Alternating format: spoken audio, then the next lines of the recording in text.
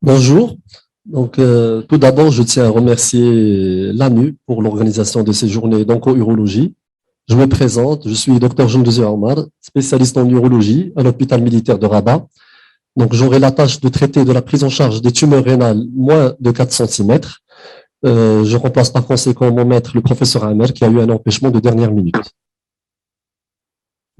Alors, ces tumeurs rénales moins de 4 cm représentent une entité particulière dont l'incidence est en nette augmentation. Ceci s'explique par les moyens d'imagerie qui sont de plus en plus disponibles et accessibles.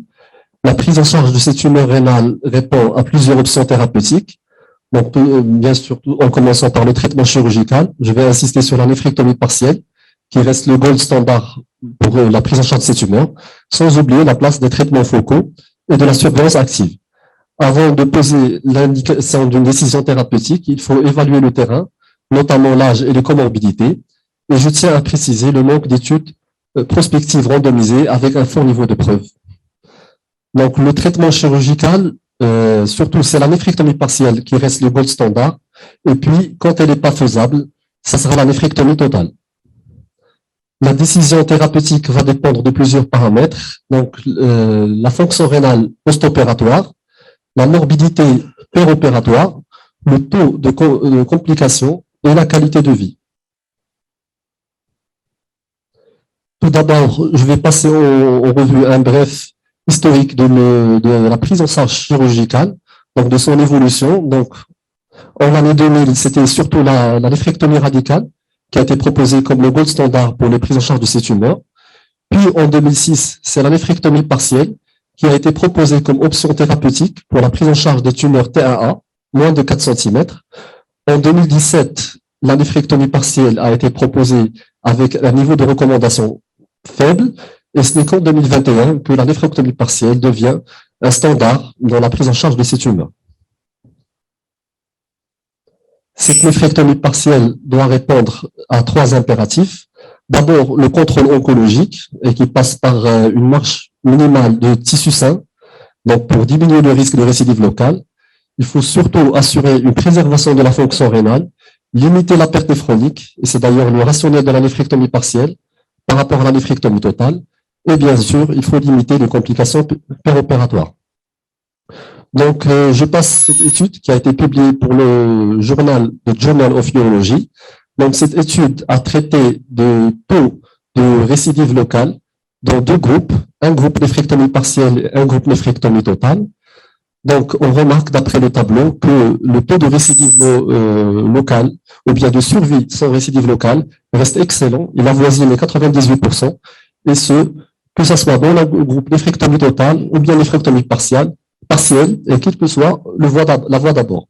Donc, la néphrectomie partielle fait aussi bien que la néphrectomie totale en matière de contrôle oncologique. Qu'en est-il des facteurs prédictifs de préservation de la fonction rénale? Donc, il y a cette étude californienne qui a rassemblé 1132 patients qui ont été répartis en 3 groupes. Donc, un groupe où il n'y avait pas d'ischémie, un groupe avec une durée d'ischémie chaude de moins de 30 minutes et un groupe avec une ischémie froide. Donc, l'objectif principal est d'évaluer la fonction rénale précoce et tardive. Ce tableau va résumer les résultats et on remarque qu'il n'y a pas de différence entre les 3 groupes, que ce soit en matière de diminution de fonction rénale entre le préopératoire et le post-opératoire précoce et tardif. Donc, il n'y a pas de différence statistiquement significative et les résultats restent à peu près pareils dans les 3 groupes, à condition de ne pas dépasser les 25 à 30 minutes d'ischémie chaude. Il y a aussi cette étude qui a évalué l'impact de la durée d'ischémie chaude et du volume parenchymateur résiduel sur la valeur de la fonction rénale en post-opératoire d'une néphrectomie partielle. Donc, cette étude a évalué plusieurs variables. On a l'âge, l'indice de masse corporelle, la taille tumorale, mais on remarque qu'à 6 mois, c'est surtout le DFG préopératoire et le volume parenchymateur résiduel qui a été préservé, qui sont corrélés de façon statistiquement significative à la fonction rénale post-opératoire, alors que le temps d'ischémie chaude n'est pas vraiment associé. Donc, tant qu'on est dans les 25-30 minutes, il n'est pas, selon cette étude, il n'est pas associé à la fonction rénale post-opératoire. Concernant les techniques, on a surtout deux grandes techniques. Il y a l'énucléation tumorale, c'est-à-dire qu'on va passer dans le plan de la pseudocapsule tumorale, donc entre le parenchyme rénal et la pseudocapsule, ou bien la résection classique, c'est la néphrectomie partielle conventionnelle. Et là encore, on a les mêmes résultats carcinologiques. Ceci est attesté par cet article, donc qui a évalué les résultats carcinologiques de l'énucléation tumorale par rapport à la néphrectomie partielle. Et les résultats sont comme suit. Donc, on a des résultats comparables dans les deux groupes, le groupe néphrectomie partielle et le groupe énucléation tumorale, que ce soit en termes de survie sans progression ou bien de survie spécifique. Mieux encore, l'énucléation tumorale permet de mieux préserver le parenchyme rénal en évitant le clompage pédiculaire et l'ischémie. Maintenant, quelle voie d'abord choisir? Est-ce que c'est la voie ouverte, laparoscopique ou bien robot assisté? Donc, je prends cette étude multicentrique. Donc, c'est une étude rétrospective qui a été réalisée au niveau de 6 institutions, qui s'est étalée entre 2006 et 2014 et qui a évalué les résultats oncologiques et péropératoires de la néphrectomie partielle dans deux groupes, un groupe open néphrectomie partielle versus un groupe robot. Donc, au total, on a eu 1800 patients.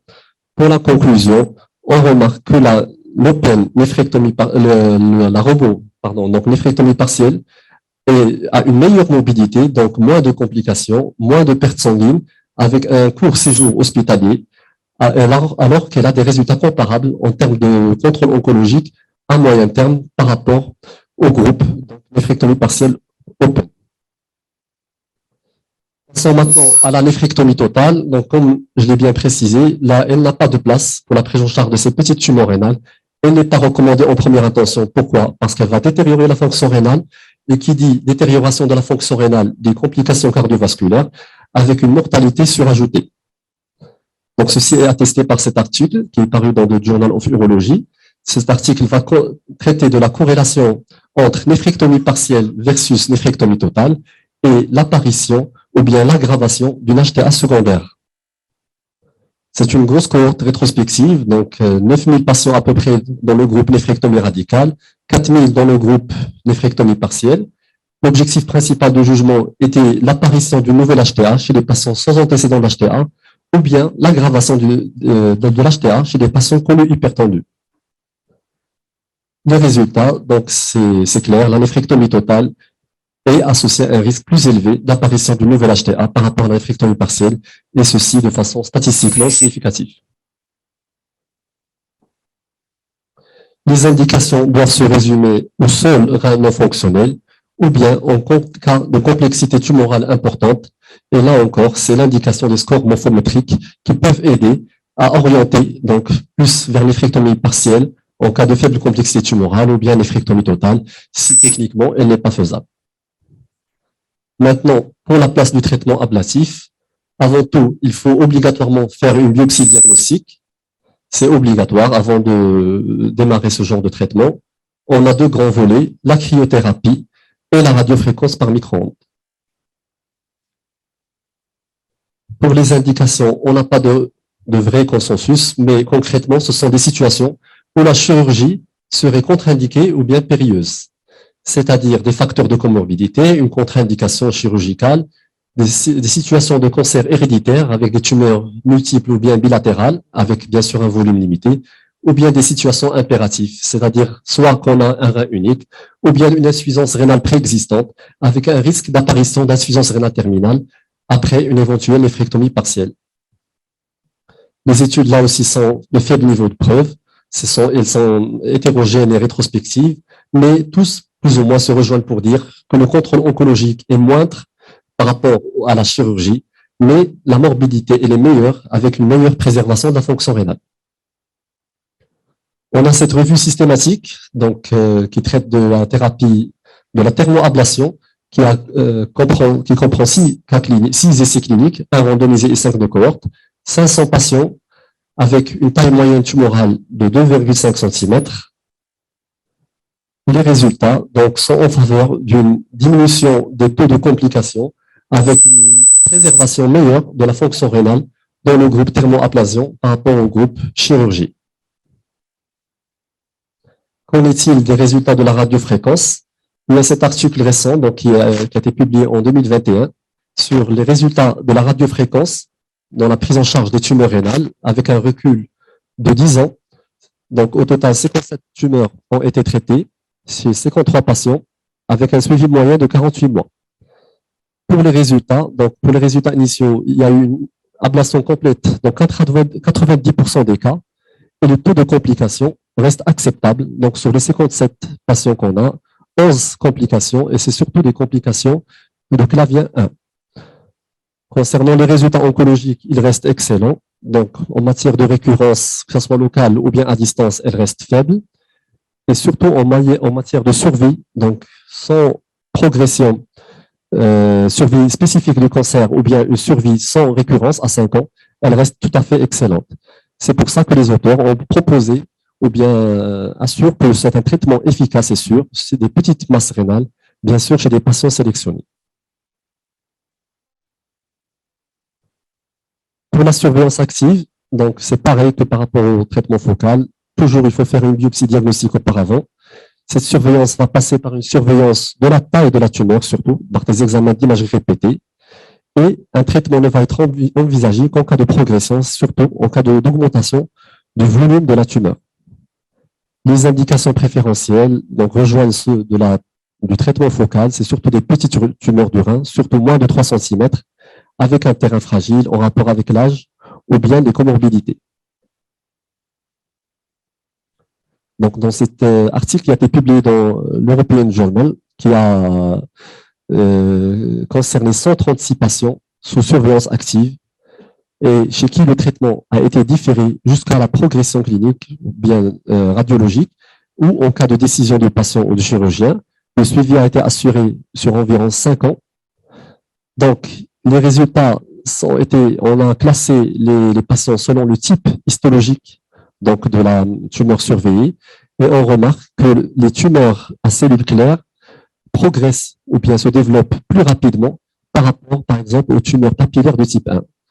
C'est pour ça que la vitesse de croissance tumorale, elle dépend de l'histologie tumorale et notre surveillance active doit être personnalisée à chaque patient et surtout à chaque type histologique.